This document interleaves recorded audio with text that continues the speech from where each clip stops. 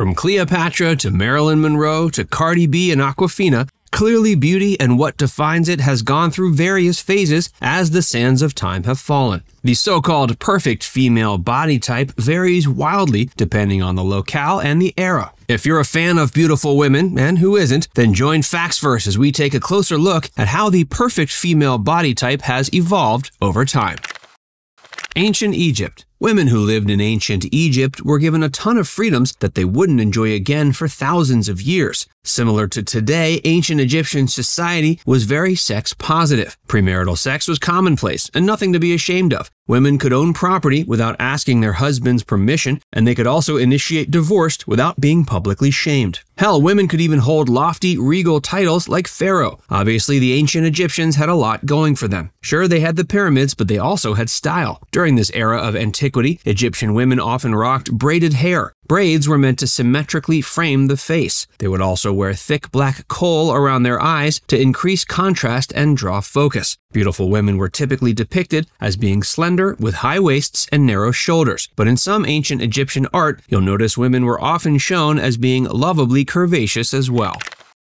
Ancient Greece. Aristotle once referred to the female form as being like a, quote, deformed male. Well, we'll just let that one sink in for a second. Anyway, ancient Greece was a fairly male-centric and misogynistic realm. The ancient Greeks were more interested in idolizing the male physique than the female. That meant the men of this era, rather than the women, were the ones who had to live up to impossibly high beauty standards tied to notions of bodily perfection. What made this particularly cringy was the fact that women ended up getting body shamed on the regular for not looking more like their male counterparts. Nudity was fairly commonplace in ancient Greek society. Even so, sculptures and paintings of women were often covered up with ancient forms of censorships, i.e. grape leaves. It's generally believed the first notable female nude sculpture in classical Greek society was Aphrodite of Cnidus. That particular artistic expression shows us that the ancient Greeks valued women who were full-figured and plump. Han Dynasty. Since ancient times, Chinese society has been relentlessly patriarchal. As such, women's rights have historically been seriously impeded. Their roles within society have also largely been limited to nurturing and domestic ones. During the Han Dynasty, female beauty standards were meant to celebrate dainty, delicate, slim bodies that radiated with an inner glow. Women were supposed to have pale complexions, long jet black hair, lush red lips, china white teeth, and a graceful stride. On top of that, it was expected for women's feet to be small. This is where the painful and damaging practice of feet binding came from. These standards remained an integral part of Chinese representations of beauty for hundreds of years to come.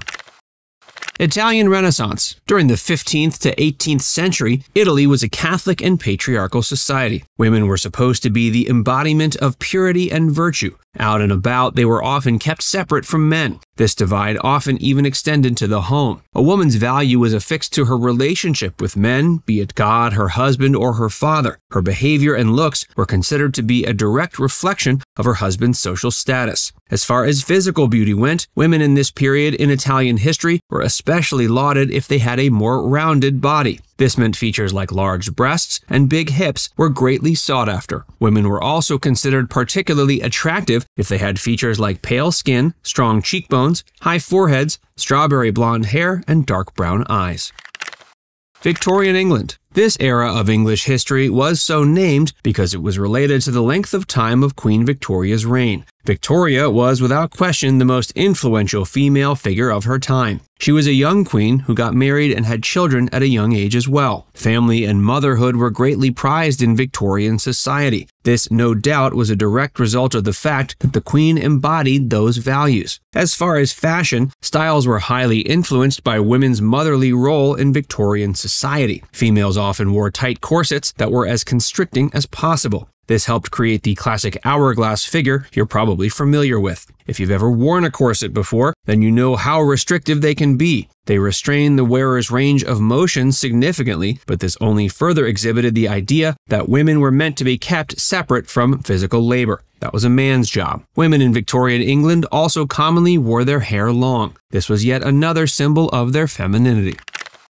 The Roaring Twenties. In 1920, women in the U.S. were given the right to vote. This landmark decision set the tone of the whole decade. The 20s were all about freedom. The world had just gone through quite the traumatic affair with the First World War, and the Industrial Revolution meant that just about every aspect of society was in a state of flux. Women who had sought out employment during World War I wanted to keep working after discovering just how empowering holding down a job and being independent could be. Prohibition led to illicit speakeasies popping up all over the place. Jazz, big band, foxtrot, and waltz music meant everyone had a lot to tap their toes to. Then you had the rise of talkies and dances like the Charleston. All of these elements convened to give rise to flapper culture. It was incredibly popular for women to embrace a more androgynous look. They downplayed their waists and wore bras that flattened their chests. Simply put, boyish, curve-free beauty was all the rage in the 20s.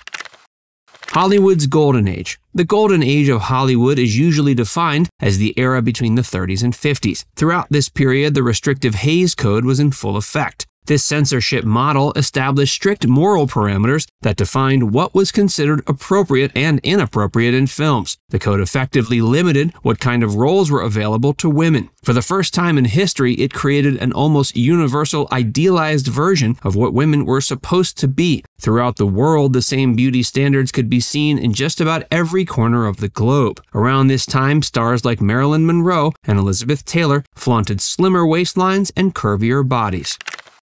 Swinging 60s. The women's lib movement of the 1960s led to more women entering the workplace. It also gave access to things like birth control, which resulted in a much more sex-positive culture. This was the time we saw a great rise in feminism and feminist authors. Swinging London greatly influenced the Western world during this decade. It helped popularize fashion trends like A-line shapes and miniskirts. Perhaps the best example of this kind of fashion was modeled by English model, actress, and singer Twiggy, whose slim frame became the model of the ideal female body type at the time. In a little under a decade, out went full and curvy, in came tall and thin.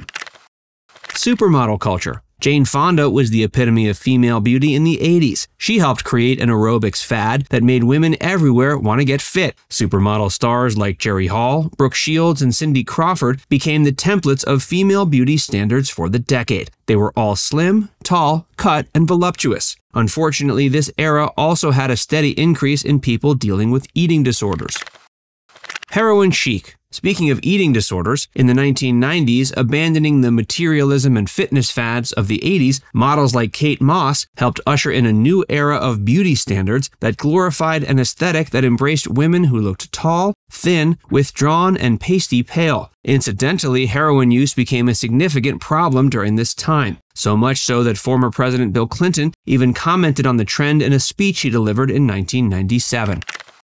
The Postmodern Era. Women of the modern era have been lambasted with every kind of beauty standard and attractiveness requirement imaginable. Ladies are still generally expected to be skinny, although that expectation is beginning to fade somewhat. But they're also encouraged to be healthy. Large breasts and apple-shaped butts are still in vogue, but women are also normally expected to have flat stomachs. To meet these impossible-to-reach beauty goals, many women of the modern era have resorted to going under the knife to look more like an Instagram filter. Botox, breast augmentation, butt lifts, and a horde of new cosmetic procedures have created a lucrative market based solely on vanity and exploiting insecurities. Some studies have shown that the rise of selfies has been a significant reason why plastic surgery has experienced such a boom. Fortunately, body positivity is something that's discussed heavily as well. Hopefully, in a few years, female beauty standards will be a lot less damaging to a young, impressionable person's psyche. Now it's time to hear from you. Which era do you think was the healthiest for women in terms of beauty standards? Let us know in the comments section below.